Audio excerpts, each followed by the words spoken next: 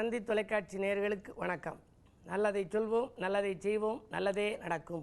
ஒரு வாழ்க்கையில் நல்லது நடக்க வேண்டுமானால் நல்லதை சொல்ல வேண்டும், நல்லதை செய்ய வேண்டும்.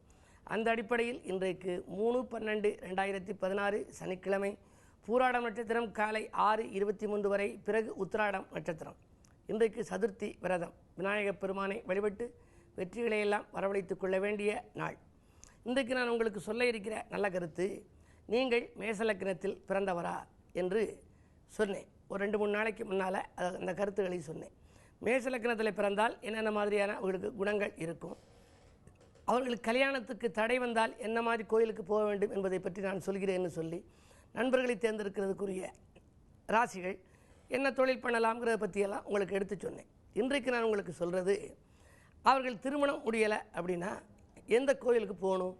மேஷலக்கினத்தில் பிறந்த என்னுடைய நண்பர் ஒருவருக்கு மேஷலக்கினத்தில் பிறந்திருக்கு, நல்லா படிச்சிருக்கு, அறிவாற்றல்கள் இருக்குது, 2 பட்டங்கள் படித்திருக்கிறார்கள், நல்ல வசதி வாய்ப்பான குடும்பம்.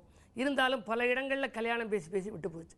அவர்கள் சொன்னார்கள், லக்னாதிபதி செவ்வாய், ஆகையினாலே முருகனையை தான் நாங்கள் கும்பிடுறோம், எங்கள் பொண்ணு முருகனையே கும்பிடும், முருகனுக்குரிய கவசங்களெல்லாம் படிக்கும். இருந்தாலும் இப்போ 28 வருஷம் ஆச்சு, இன்னும் கல்யாணங்கள் முடியலையேன்னு கேட்டாங்க. பொதுவாக அவருடைய பூஜை அறையில் முருகன் படம் ஒற்றை முருகனாக வைத்திருக்கிறார்கள். ஒற்றை முருகனாக மயிலே பறந்து வருகிற முருகன், தண்டாயுதபாணி அப்படி வச்சுருக்காங்க. கல்யாண கனவுகள் நனவாக வேண்டுமானால் இறைவனுக்கு எப்படி துணைவி இருக்கிறதோ அப்படி துணைவியரோடு கூடிய படமாக வைத்துக்கொள்ள வேண்டும். வள்ளி தெய்வானையோடு கூடிய படத்தை வச்சுக்கோங்க அப்படின்னு சொன்னேன். வைத்த பிறகு வந்த கல்யாண தகவல்கள் நல்ல பொருத்தமானதாக இருந்து முடிவடைஞ்சிச்சு. அது மட்டும் அல்ல, மேசலக்கினத்தில் பிறந்தவர்கள் கல்யாண நவகிரகத்தை கும்பிட வேண்டும். ஜோடி நவகிரகம் சில ஊர்களில் தான் இருக்குது. பல இடங்களிலே தமிழகத்திலே நவகிரகங்களை பார்த்திருப்பீர்கள். ஆனால் துணைவியாரோடு இருக்கக்கூடிய ஜோடி நவகிரகங்களை சில இடங்களிலே தான் காண முடியும். எங்கள் ஊர் சிவகங்கை மாவட்டம் திருப்பத்தூருக்கு பக்கத்தில் இருக்கக்கூடிய கீழச்சோல்பட்டி. எங்கள் ஊர்லேருந்து ஒரு 5-6 கிலோமீட்டரில் மானகிரின்னு ஒரு ஊர் இருக்குது, அங்கே கல்யாண நவகிரகம் இருக்குது. அதே போல் திருநீலக்குடின்னு ஒன்று அங்கே இருக்குது. சில இடங்களிலே கல்யாண நவகிரகம்னு இருக்கும். அந்த ஆவினிப்பட்டின்னு ஒரு ஊர் இருக்குது, அந்த ஊரில் கல்யாண நவகிரகம் இருக்குது, ஜோடியோடு இருக்கக்கூடியது. சூரியனுக்கு உஷாதேவி கூட இருக்கும். அது மாதிரி ஒவ்வொரு கிரகங்களுக்கும் பக்கத்திலே மனைவியரோடு கூடியதாக இருக்கும். அப்படி ஜோடி நவகிரக வழிபாடை நீங்கள் கும்பிடுங்கள்னு சொல்லியிருந்தேன். கும்பிட்ட பின்னாலே நல்ல இடத்துல திருமணங்கள் முடிந்தது. பொதுவாக அந்த லக்னத்துக்கு அதிபதி செவ்வாய், முருகப்பெருமானை கும்பிடணும். சரி, அந்த முருகப்பெருமானை கும்பிடுகின்ற பொழுது செவ்வாய்க்கிழமை தோறும் முருகப்பெருமானை கும்பிடுறான். 9க்கு அதிபதி யார்? குரு பகவான். குரு பகவான் அவர்களுக்கு குரு தட்சிணாமூர்த்தி வழிபாடும் மேச லக்னக்காரர்களுக்கு வேண்டும். இந்த குருவும் செவ்வாயும் இணைகின்ற பொழுது என்ன நடக்கும் அப்படின்னா, சிறப்பு வழிபாடு உடனே போய் கும்பிட முடியாது. நாள், திதி, யோகம் எல்லாம் பார்த்து போகணும். இப்போ உடனே சாப்பிட்றதுனா பால் குடிக்கலாம்.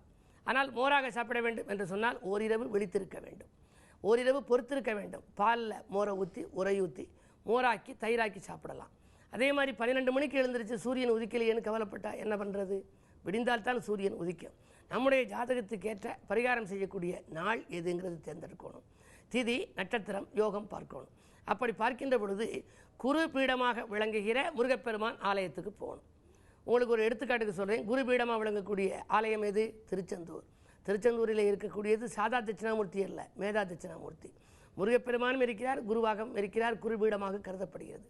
இப்படிப்பட்ட ஸ்தலங்களை தேர்ந்தெடுத்து மேசலக்கணக்காரர்கள் வழிபட்டால் வாழ்க்கை வளமாகும், வரலாற்றில் இடம் பிடிக்கும் அளவுக்கு அவர்களுக்கு முன்னேற்றம் கிடைக்கும்.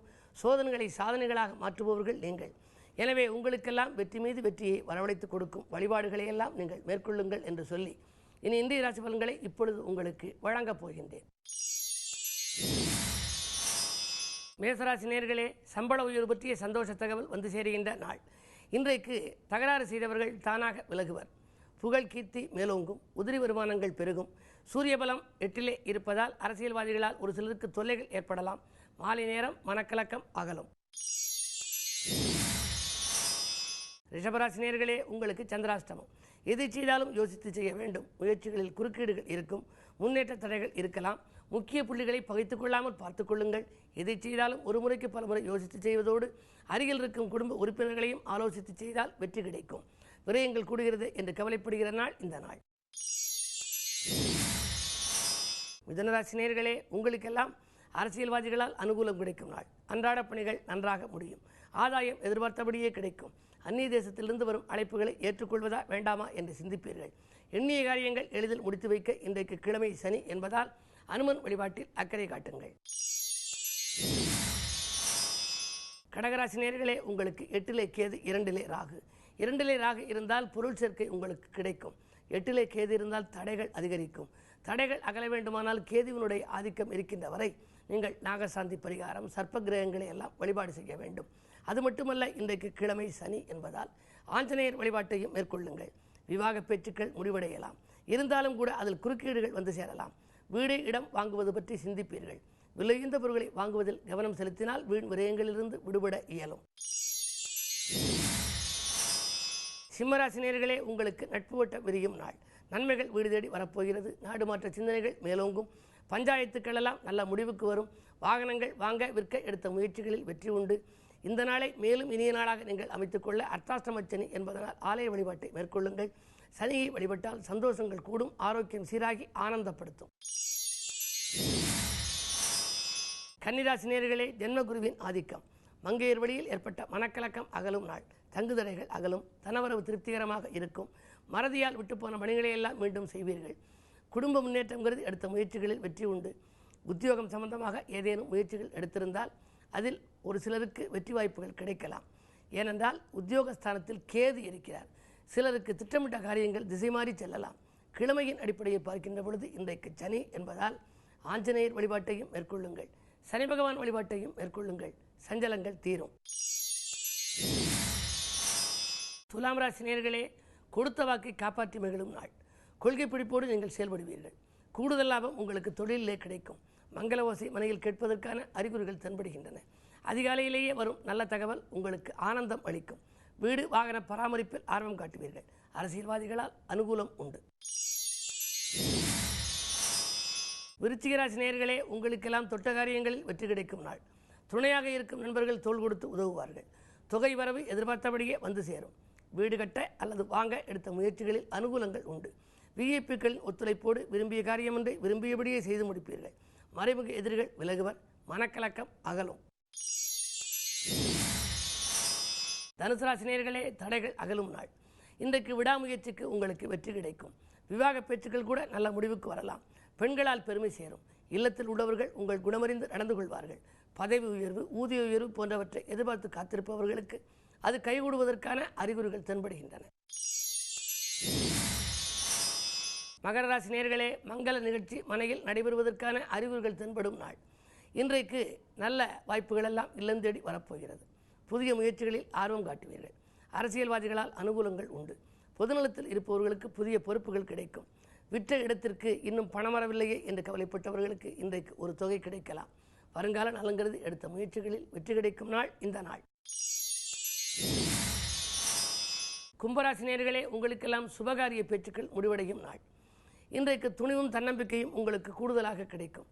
உத்தியோகத்தில் இருப்பவர்களுக்கு உயர் அதிகாரிகளால் ஏற்பட்ட பகை இன்று மாறும். பூர்வீக சொத்துக்களில் இருந்த தகராறுகள் அகலும்.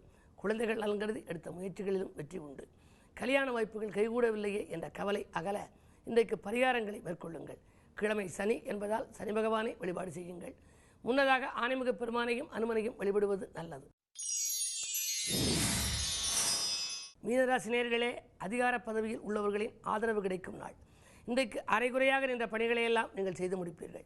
வங்கி சேமிப்பு உயரும். தனவரவு திருப்திகரமாகவே இருக்கிறது. பாதியில் இந்த கட்டிடப்பணி மீதியும் தொடரும். குருவின் பார்வை இருப்பதால் குழப்பங்களிலிருந்து விடுபடுவீர்கள். பகையானவர்களெல்லாம் இன்றைக்கு உறவாவார்கள்.